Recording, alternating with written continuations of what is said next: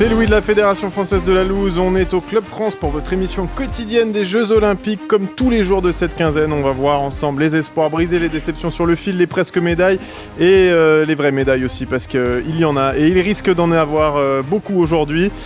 Aujourd'hui, pour m'accompagner dans cette quête des 80 médailles, et attention parce qu'on s'y rapproche de plus en plus, mon fidèle acolyte est toujours à mes côtés. Comment ça va, Antoine ? Bah écoute, comme tu dis, aujourd'hui là c'est la journée noire en perspective, donc on serre les fesses. Mais on a tout à gagner, tu vois. C'est vrai, c'est vrai. Aujourd'hui, comme invité spécial de cette émission, on a le plaisir de recevoir un champion olympique par équipe mixte à Tokyo en 2021, judoka, ancien champion de France et grand amateur de pêche à skip, Guillaume Chêne. Comment ça va, Guillaume ? Bonjour les gars, écoutez, ça va très bien, je suis content d'être parmi vous. Juste, est-ce qu'on peut valider cette info ou pas là ? Moi j'ai vu... Pour la pêche ou pour la médaille d'or à Tokyo ? Ouais, médaille d'or à Tokyo, même si on est plus facile à trouver sur Wikipédia ça. Ouais, c'est plus facile à vérifier, mais la pêche apparemment... Ouais, c'est mon petit péché mignon. C'est mon petit péché mignon et plus précisément, je suis... même pas fait exprès.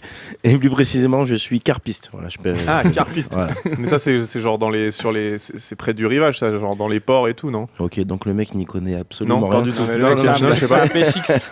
Non, Non, mais parce que moi, tu vois, je fais de la pêche à la mouche, tu comprends, donc c'est pas le même univers. Ok, d'accord. Non, c'est pas exactement. On est... Non, je pêche dans des sablières, des gravières, cette émission va des dans grands lacs. des horizons. Moi, si on veut faire une émission chasse et pêche, voilà. Et on a Willy Schrein qui arrive. Bon, on va se remettre quand même dans le fil pour commencer cette émission comme tous les jours. C'est notre petit fil rouge. Oh là là, c'est parti. On va attaquer ce fameux tableau des presque médailles. Ça te parle, ça, Guillaume ? Alors moi je suis plus les vrais médaillés, mais les presque médailles c'est plus votre domaine, donc vous allez m'éclairer. Ok, alors Antoine, éclaire notre ami Guillaume. Je vais t'éclairer en italien parce que c'est l'Italie qui démonte absolument tout ce classement avec 11 quatrième places déjà depuis le début de la compétition, donc beaucoup en judo. Parce qu'effectivement le judo on dit qu'il y a 2 cinquièmes, mais nous par principe en fait il y a toujours un quatrième. Et il y a beaucoup d'Italiens qui ont raté le bronze. C'est ouf parce que... Beaucoup d'Italiens, si j'y réfléchis... Il y en a au moins 3 de ce que j'ai calculé. Le bronze. C'est fou parce qu'ils ont que 4 médailles de bronze les Italiens sur tous les JO et ils ont 11 quatrième place quoi. Donc voilà. Vraiment Bon pour le coup le judo hier a fait une médaille d'or pour l'Italie. Oui c'est vrai mais nous c'est hors de notre juridiction les médailles d'or. Ça ne nous intéresse pas. Donc voilà, l'Italie et la Grande-Bretagne aussi, nos confrères, en gros, nos grands ennemis qui se foirent, donc ça fait un petit peu de plaisir. Ils ont combien du coup pour les auditeurs ? 8 médailles de chocolat noir, hein, donc les 4e places, 5 de lait et 2 de blanc. Voilà. D'accord, t'as inventé des nouveaux. Exactement. Et la France, on en est où dans ce tableau des presque médailles ? On est 6e quand même, avec 5 de bronze, 7 d'argent et 6 de bronze. Voilà, d'accord, on est quand même toujours dans le top 10, parce qu'à Tokyo, on est toujours dans le top 10. On a fini 12e. 12, ouais, c'est ça. Donc pour l'instant, c'est un peu mieux. Et on commence à se rapprocher du point de la bascule où on va être mieux classé dans les presque médailles que dans les médailles. Donc, déjà, le judo s'arrête bientôt. C'est vrai, heureusement. On va vous faire du bien quand ça va s'arrêter. Ouais, vivement que l'athlète commence. Normalement, on devrait finir sur les chapeaux de roue et vous faire un petit peu d'ombre sur les 2 derniers jours. Mais ouais. On a Teddy qui rentre en lice aujourd'hui et Roman Dico. Donc 2 espoirs de. Est-ce que eux c'est vraiment même. genre les 2 où toi t'es solide sur les appuis, tu penses que ça va je suis assez confiant, surtout que on reste hier sur ça a dû vous faire plaisir, mais une journée sans médaille. C'est vrai. Ça arrive pas tous les jours. La première journée du judo sans médaille, on était qu'à au moins une médaille par jour. Donc aujourd'hui on est à 7 médailles. Puis Roman et Teddy c'est les premiers au ranking. Roman et Teddy, donc bel espoir de médaille d'or aujourd'hui. Et demain, la journée par équipe où on va certainement faire la finale et jouer l'or et jouer le doublé demain. Si je comprends bien, là, vous avez tout à perdre. C'est vous qui avez tout à perdre. Non, mais nous, je veux dire, la limite basse, c'est la médaille d'or, là. Oui, parce qu'on espère tous, déjà c'est premier titre, parce aujourd'hui on a 7 médailles le judo, mais il nous manque encore les titres. L'argent fait le bonheur ou pas ?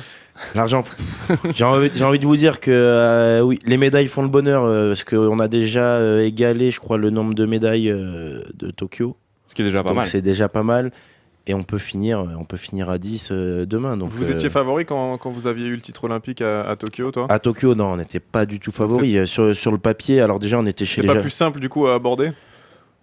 Écoute, non, alors, c'était pas plus simple parce que on avait rencontré le Japon déjà 3 fois en finale des championnats du monde et on avait pris 3 raclées.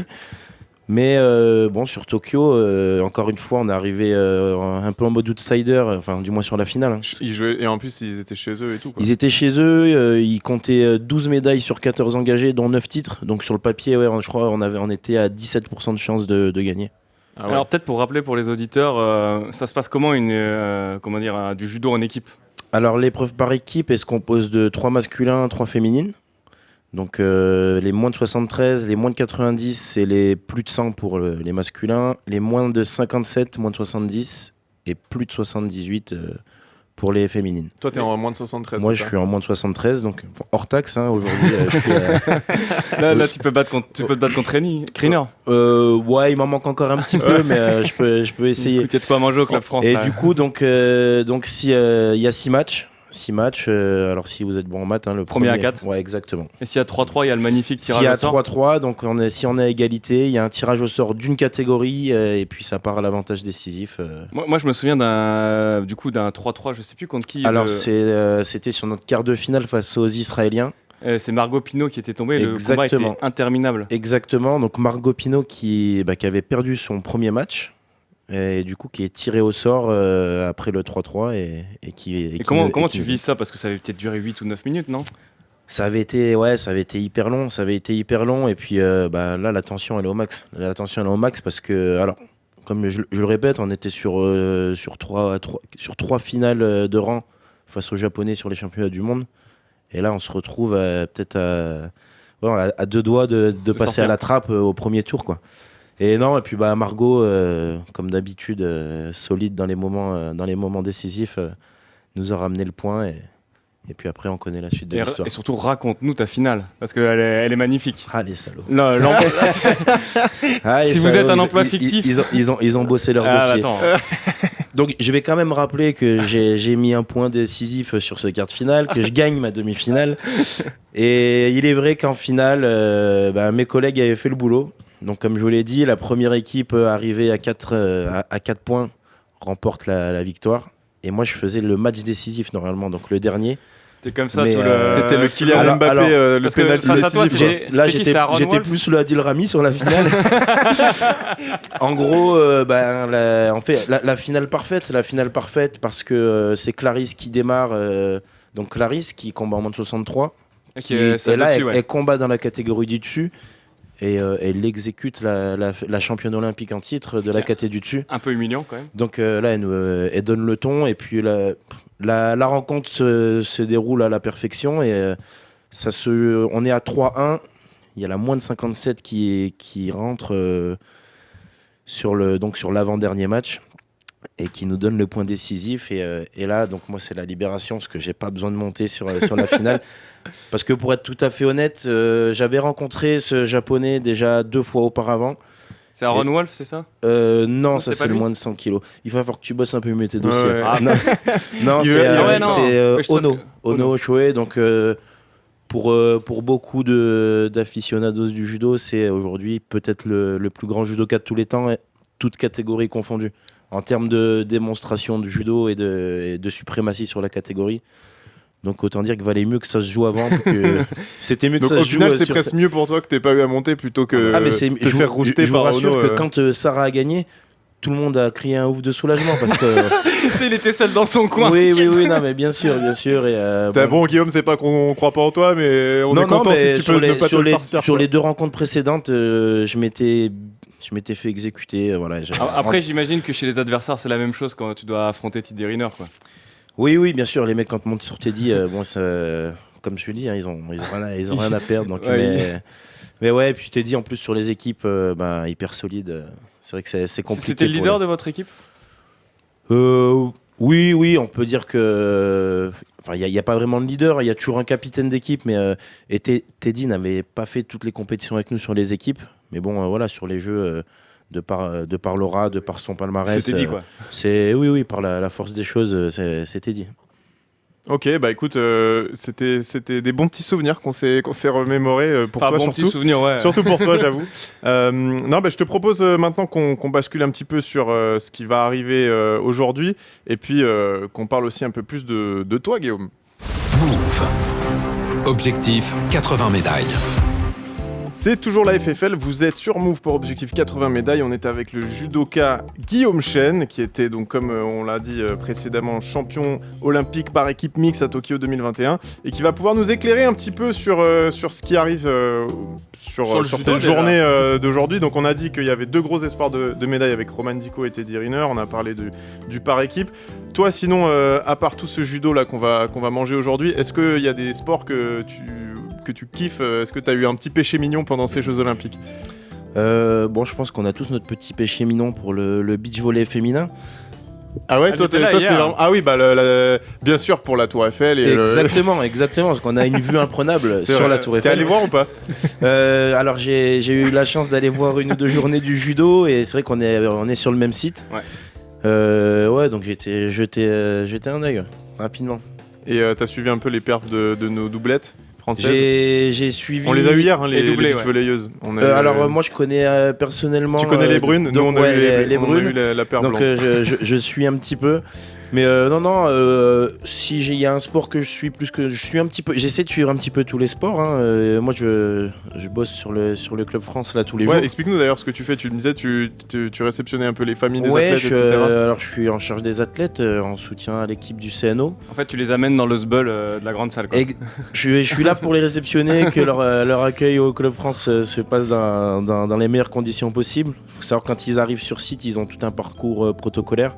Ils sont là ils arrivent, ils sont un peu acculés par les médias, par le public. Donc ils ont envie de se poser aussi. Donc nous on est là pour que leur séjour au Club France se passe dans les meilleures conditions possibles. Parce que t'es content quand même de pouvoir faire entre guillemets partie de la fête. Parce qu'on le rappelle, toi t'as vu que tu reviens d'une rupture des ligaments croisés en 2022, t'as dû essayer t'as fait tout ce que t'as pu pour essayer de te qualifier. Exactement. Mais c'était un peu juste. Ouais, exactement. Moi j'ai tenté de me qualifier pour ces Jeux malgré mon âge très avancé. J'ai 37 ans, ça va. Oui, ça va. Mais bon, il y a des tireurs. Il y en a une au ping-pong, elle a 61 ans. Là c'est dans la tête. On parle de ping-pong, messieurs. C'est physique, il y a du cardio. Ouais, je pense pas qu'ils se castagnent autant quand même. Non. Pour avoir vu des matchs de ping-pong, je peux vous assurer que ça envoie aussi. Et ouais, c'est vrai que s'il y a des athlètes aussi âgés, c'est le tireur turc aussi hier de 51 ans là. Je sais pas si tu l'as vu avec son flot de serial killer. J'ai pas suivi. On te montrera. C'est trop drôle.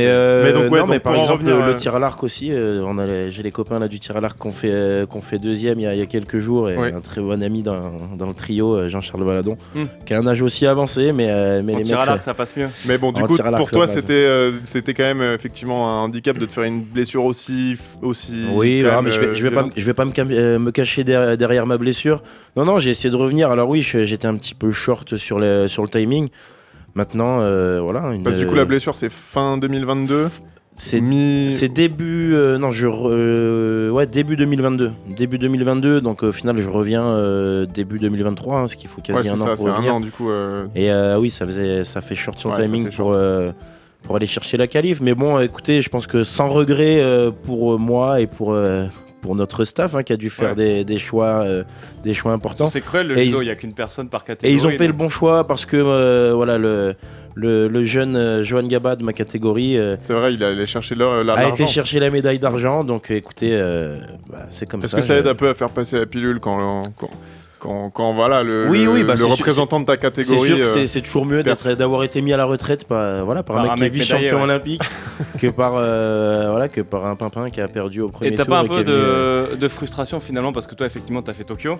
Oui. Tokyo niveau ambiance c'était pas ouf. Et quand tu vois ce qu'il y a aujourd'hui, tu te dis carrément. T'aurais aimé vivre ça. Carrément, c'est vraiment pour moi tu poses les questions qui font mal. Oui, non mais alors c'est la même médaille en soi. J'ai vécu des moments extraordinaires à Tokyo, enfin sportivement parlant. Mais c'est vrai que il nous a manqué un peu cette communion avec le public, même si on sait qu'ils nous ont suivis de loin. À savoir que, vu que vous êtes des spécialistes des chiffres, à Tokyo, la finale de Tokyo, on a été l'épreuve, je crois, la plus suivie à la télé. On a fait record d'audience, je crois, c'était 18 millions. Mais en plus, il y avait vraiment ce truc cool en équipe que t'as peut-être pas en individuel ou t'as ce côté collectif sur le bord de le côté collectif s'appelait, il y avait le côté mixte, vu qu'il y a filles-garçons, on était très rare, une des premières épreuves justement à proposer un format mixte. Et puis c'était la première fois au Japon face aux Japonais dans le temple du judo. Donc toutes les conditions pour l'ego, c'est bien de les taper quoi. Pour l'ego, c'était bien. Et c'est vrai que le format plaît, parce que je sais pas si vous êtes déjà amusé à regarder un match de judo, mais c'est assez compliqué. C'est un peu une question. C'est assez compliqué à comprendre. J'ai une question, explique-nous le judo. Tu as 15 secondes. Ouais, bon, on va être un peu short sur le chrono. Tu sais, quand je regarde les combats de David Douillet, c'est plus du tout les mêmes règles que les règles d'aujourd'hui, tu vois. De toute façon, le judo, il a changé. T'es pas content, ils font. Ouais. Non, mais oui, les règles évoluent en permanence, donc déjà que c'est assez complexe de comprendre les règles, mais ce format par équipe, au final, il est assez facile à comprendre. Même si on comprend pas toutes les pénalités, tous les avantages. Est-ce que vous aussi, à la fin du match, il y a un vainqueur. Au bout de 4 victoires, la rencontre elle est pliée. Donc ça, j'y arrive, ouais. Ça, c'est accessible à tout le monde. Est-ce que vous, moi, on m'avait, je sais plus, c'était peut-être toi qui m'avait dit un jour, un judoka qui m'avait dit, mais même nous, il y a des règles qu'on comprend pas. C'est Benjamin Axis qui m'avait dit ça. Oui, non, mais en fait, même les athlètes s'y perdent parce qu'il y a des évolutions de règles d'un mois à l'autre qui peuvent évoluer. Après chaque tournoi, il y a des. C'est vraiment le même Denis Brognard qui arrive et qui dit nouvelles règles. Même les arbitres, parce que je me souviens du combat de Teddy Riner où il avait gagné alors qu'il aurait dû perdre aux mondiaux à Doha. Ouais, on va pas rentrer là-dedans dans cette polémique parce que je veux pas avoir de problème. Non, mais je veux dire, même l'arbitrage finalement, oui, c'était passé quelque chose. Mais c'est qui fait toutes ces nouvelles règles alors pourquoi ils envoient pas des mails C'est compliqué. Productions pour Koh-Lanta. Ça, faut en parler à l'IJF. Après, je vous donnerai les contacts si vous voulez. Non, moi je veux juste comprendre ce que je. Mais après, en vrai, c'est un peu comme. C'est ça aussi le plaisir des JO, c'est de regarder un sport, de crier et de rien comprendre. Exactement, comme quand tu regardes le BMX. Exactement. Et à la fin, c'est un scandale. Est-ce que tu faisais partie de ceux qui disaient exactement ah là, mais il a mis un double back, il doit avoir au moins 95 ouais, exact. On fait toujours les connaisseurs devant la télé. Mais c'est la base. Et d'ailleurs, on a reçu Anthony hier sur le Club France. Et on a essayé de savoir un peu ce qui s'était passé, parce qu'apparemment il y a eu scandale, c'est sur sa demi-finale, il me semble. Ouais, je sais pas si c'est scandale, mais en gros, en fait, ce qu'il y a, c'est que j'ai écouté Mathias Dandois en parler, parce que du coup, il a pas fait tous les modules. En gros, il a pas fait tous les modules, puis à la fin, il est flat sur le black flip, et du coup, ça fait que par rapport à l'Argentin. J'ai strictement rien compris. Ça... Non, mais en gros, il a pas fait à tous les endroits des tricks. Ce qui fait que la première des tricks, juste des figures. Les 2 barres chocolat. Des tricks, ouais. Quoi que ça je crois qu'on est tombé sur un encore moins connaisseur du BMX. Ouais, non, je suis désolé, le BMX, j'avoue que je m'y connais. On est tous l'Olympics de quelqu'un. Ouais. Et je voulais revenir aussi sur maintenant ce que tu prévois de faire après ces JO. Donc là, je te posais la question, est-ce que au final déjà tu es content de pouvoir participer un peu à la fête, être au Club France, pouvoir je sais pas, j'imagine qu'il y a des athlètes que tu connais, que tu accueilles. On va dire que pour moi c'est un petit lot de consolation d'être ici, de pouvoir au final vivre ces jeux presque pleinement. Ouais. Et et d'avoir cette proximité avec les athlètes. Si on m'a mis à ce poste-là, c'est parce que je connais grand nombre d'entre eux et que j'ai cette proximité avec la plupart d'entre eux que j'ai retrouvé sur pas mal d'événements là au cours de l'Olympiade. J'ai fait quelques piges avec le comité olympique sur tous les week-ends cohésion qui a eu lieu ces 3 dernières années. Week-end cohésion. Ça c'est quoi? C'est le week-end d'inté des Olympiens. Non, c'est pas des week-ends d'intégration. En fait, il y a eu un constat après les Jeux de Tokyo, après un sondage qui était fait auprès des athlètes.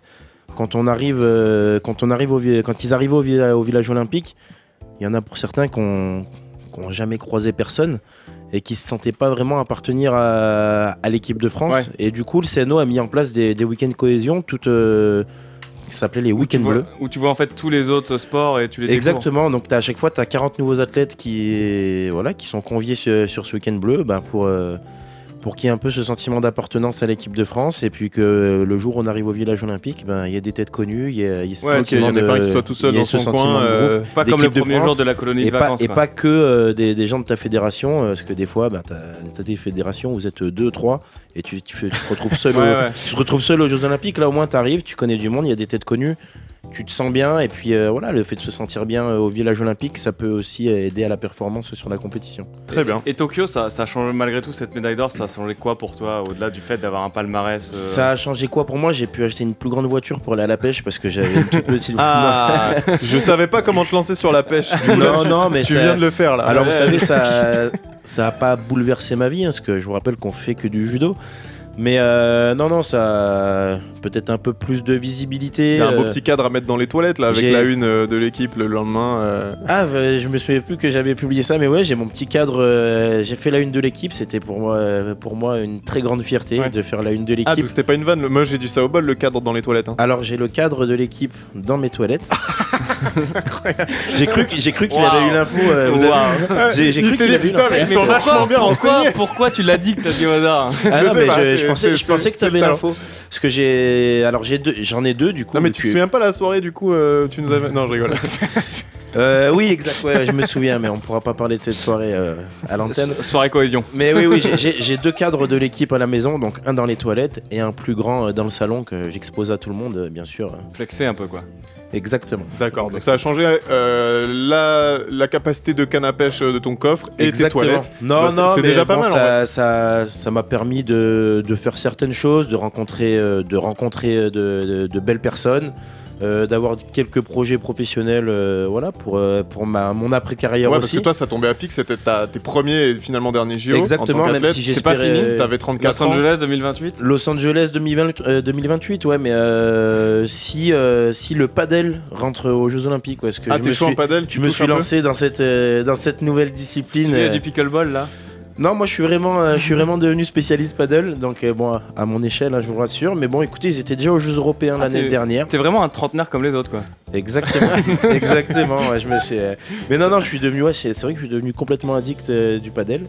J'ai l'impression que le paddle c'est vraiment un sport matrixant quoi. Je connais personne qui fait un peu de paddle. J'ai l'impression soit c'est en tunnel, soit j'ai un peu cette impression, c'est comme League of Legends, faut jamais commencer sinon t'arrêtes pas. Exactement. Alors moi je suis moins jeu vidéo, mais ouais, quand tu démarres c'est. Bon la Fédé de tennis, si vous nous écoutez, vous avez un futur ambassadeur de qualité. Écoute Guillaume, je te propose, on arrive dans la dernière partie de cette émission, qu'on te pose quelques questions sur la loose quand même, parce que c'est un peu le principe de cette émission. Je le rappelle pour nos auditeurs, on est avec Guillaume Chen, champion olympique par équipe mixte de judo 2021 à Tokyo et grand carpiste aussi à ses heures perdues. Guillaume, la première question qu'on voulait te poser, elle est très simple. C'est quoi la plus grosse rouste que tu t'es prise dans ta carrière? Raconte-nous. La plus grosse rouste, c'est justement face à cet adversaire japonais que j'aurais dû rencontrer en finale des Jeux sur l'épreuve par équipe, Ono. Et en fait, c'est même pas là parce que c'est on s'est rencontrés 2 fois et il m'a vraiment exécuté 2 fois. Ça a duré combien de temps le combat? La première fois, ça avait duré un peu plus longtemps, peut-être 3 minutes, mais il m'avait quand même fait tomber 2 fois. Okay. Et la deuxième fois, c'était en finale des championnats du monde par équipe, où là, le combat dure même pas 1 minute et il me refait tomber 2 fois. Et donc, au final, je suis tombé 4 fois, et il faut le préciser, sur 4 mouvements différents. Donc le mec a vraiment joué avec mon corps. Il s'est mis en mode vas-y, je récite mes gammes. C'était sa chose quoi. Ouais, non, mais vraiment, il faut le dire, il a joué avec mon corps 2 fois et sans sourciller quoi. Et c'était quoi peut-être ta pire victoire, une victoire moche quoi? Une victoire moche, il n'y a pas de victoire moche, vous savez, on fait un sport qui est vraiment. Ta victoire difficile. La moins belle alors? Ma victoire la moins belle. Un truc où tu T'as pas un mec qui genre il a fait tomber son téléphone, il a été disqualifié ou... Alors ça m'est pas arrivé, mais vu que vous l'avez souligné et que vous l'avez rappelé, cette victoire en finale des championnats de France, des Jeux Olympiques, pardon, le mec qui se perd. En finale des Jeux Olympiques face aux Japonais, où j'ai pas eu besoin de combattre en finale. Mais t'étais sur la photo. Mais je suis sur la photo et t'as eu le bon rôle au final. J'ai eu le bon rôle, je sais pas. Non, mais je peux pas parler de victoire moche. Il y a pas de victoire moche. C'est vrai. Est-ce qu'il y a un désavantage à passer sa vie en peignoir? Pour moi qui suis athlétiquement très attrayant, non, il n'y a pas de. Oui, alors, vous le voyez pas. Alors moi, je sais qu'à chaque fois, c'est un peu comme le ping-pong. Faut dire ping, c'est pas un kimono, c'est un jugodi. Redis-le. Je me suis trompé. Un judogi. Judogi ou judogi. Alors c'est quoi la différence entre un kimono et un judogi? Un kimono, en fait, en japonais, c'est vraiment un peignoir. C'est pour ça qu'on nous appelle les hommes en peignoir. C'est que le peignoir que tu as dans ta chambre d'hôtel, c'est un kimono. Maintenant, notre tenue du judoka, c'est un judogi. Voilà, c'est ça où en fait on reconnaît les experts. Exactement, c'est là où on fait, qu'il est expert, il en a quand même fait. Mais je vous rassure, je suis aussi à l'aise en judogi qu'en peignoir. On est très heureux de le savoir, ça. Et c'est quoi la pire règle en judo, celle qui est vraiment la plus obscure que tu as même du mal des fois encore à... La pire, il y a plein de règles compliquées. Après aujourd'hui, il y a beaucoup de zones de flou sur toutes les pénalités. Sur toutes les pénalités, en fait, d'un arbitre à l'autre, c'est assez subjectif et t'es pas tout le temps arbitré pareil d'un tapis à l'autre. Est-ce que tu fais en fonction des arbitres? Est-ce que tu leur souris pour essayer d'être sympa? Écoutez, en fait, les arbitres du circuit, on les recroise très, très régulièrement parce que c'est toujours les mêmes sur le circuit. Donc, bien sûr, quand on les croise en dehors du tapis, on essaie de les charmer un petit peu, d'avoir le sourire. Parce qu'ils n'ont pas l'air sympas. Hein. Il y en a des très sympas. Et puis, pour le coup, je vais lui faire un petit peu de pub. Nous, on a un des meilleurs arbitres mondiaux qui officie aujourd'hui, qui s'appelle Mathieu Bataille. Donc, ancien champion judoka, qui est 2 fois ou 3 fois médaillé sur les championnats du monde. Donc aujourd'hui, qui fait partie du top du top. Il y a une règle de la crème. Il y a une règle pour les arbitres de jamais sourire. Ils doivent. En fait, aujourd'hui, c'est eux qui instaurent le cadre sur le tapis, donc ils doivent être imposants et imposer le respect dans le carré, on va dire. Ok. Et un dernier mot peut-être pour parler de toi. Est-ce que là tu disais tu as 37 ans, tu es plus proche forcément du crépuscule que du début. Est-ce que une chaise de camping, une petite bière et un flotteur, ce serait pas la reconversion? Est-ce que tu cherches une sponsor? Mais écoutez, t'y penses des fois à l'après? J'y pense, j'arrive à le vivre quand même ça de temps en temps, mais non, si je faisais que ça, je pense que je m'ennuierais. Je m'ennuierais peut-être pas, mais c'est quand même pas mal au final. Il va faire de l'introspection là. Ouais, je suis en train d'y réfléchir. Non, mais je suis bien à ma place aujourd'hui. J'ai été sollicité par le comité olympique pour être encore proche des athlètes, pour être encore un petit peu, petit peu dans le game entre guillemets. T'as pas une fin de carrière en mode t'as laissé de ton côté. T'as une transition douce finalement. La transition, elle est hyper douce. L'année prochaine, je vais définitivement arrêter la compétition parce que vu que tu le rappelles depuis le début, j'ai 37 ans, bientôt 38. Donc l'heure de. Tu veux dire que c'était tes derniers JO à Tokyo? C'était ma dernière Olympiade. L'heure de la retraite a sonné. Je vais arrêter la compétition. Pour la transition, les carpes en PLS. Les carpes, commencent à trembler. Et non, je vais prendre. J'ai déjà pris un poste d'entraîneur, donc pour la transition, je vais quand même rester sur le tapis. Je serai encore proche des athlètes. La transmission. Il est en place. Et j'espère continuer à avoir mes missions très ponctuelles avec le comité olympique sur ces missions en charge des athlètes. Tu veux pas être le futur Tony Estanguet? Et pourquoi pas? Alors peut-être. Et pour faire la transition avec notre dernière rubrique qu'on va parcourir rapidement, c'est l'espoir au mètre. Move. L'espoir au mètre. Alors peut-être. Bon là, le concept il est simple, c'est Antoine qui va nous lister un petit peu les 2, 3 ou plus grosses chances de médaille rapidement. Si vous savez pas quoi regarder aujourd'hui, du coup ça ressemble à quoi, Antoine? Là aujourd'hui c'est la journée noire, c'est vraiment la journée affreuse pour la FFL. On peut finir avec 6 médailles d'or ce soir. Donc en plus ça a été reporté, mais il y a la voile avec Charline Picon à Marseille, donc ça joue l'or. On a Léon Marchand, c'est déjà gagné. On a Teddy Riner, c'est déjà gagné. On a Roman Dico, c'est déjà gagné. On a Florent Manodou, c'est un peu plus compliqué la demi-finale, c'est beaucoup plus, on va dire, aléatoire le 50, mais il y a toutes ses chances parce qu'il n'y a pas de mec qui pète la baraque cette année. Le BMX qui nous avait quand même régalé à Tokyo, je sais pas si tu t'en souviens. Ils avaient fait 4-5-7, alors qu'en gros en BMX, faut te dire, on éclate tout depuis 10 ans dans tous les championnats du monde. Genre vraiment, on est la meilleure nation de BMX race, genre il n'y a pas de débat, mais on se vautre à chaque Jeux Olympiques, on n'a jamais gagné le titre encore. Donc il y a quand même on va dire un... Vous avez un espoir, espoir de lose. Il y a une série à briser. Non, mais on leur souhaite quand même un titre un jour, mais c'est vrai que si ça peut ne pas arriver en même temps que 4 autres médailles en tout cas, s'ils échouent, je veux que ce soit 4-5-6 quoi. Autant le faire avec panache. On a aussi l'épée homme, on est aussi favori, et une petite pensée aussi aux deux plongeurs, Alexis Gendard et Jules Bouillet qu'on avait reçu, donc Gendard qui s'est fait sa pub et on avait reçu Jules, son coéquipier. Bon, j'espère pour Jules que Alexis va pas se foirer cette fois. Eux ils jouent derrière la Chine. La Chine est intouchable, la Grande-Bretagne intouchable, mais ça joue le bronze quoi. Eh ben, on va se régaler. On arrive gentiment à la fin de cette émission. Merci encore de nous avoir écoutés. Merci surtout à Guillaume Chen pour sa venue, qui nous a régalé de toutes ces anecdotes. Un bon conseil de carpiste. Un bon conseil de carpiste. Il faut toujours avoir confiance en ses appâts. D'accord. Je peux vous dire. Voilà. Il l'a dit avec un aplomb de sportif professionnel. On y croit en tout cas. Merci à Gaël en régie, à Juliette, à Charlie, à tous ceux qui nous aident à préparer cette émission. Restez bien sur les appuis parce qu'il va y avoir beaucoup de sport aujourd'hui. Nous, on se retrouve lundi après une petite pause ce week-end. Comme tous les jours, on attaquera cette deuxième partie de quinzaine olympique. Et on vous dit à lundi.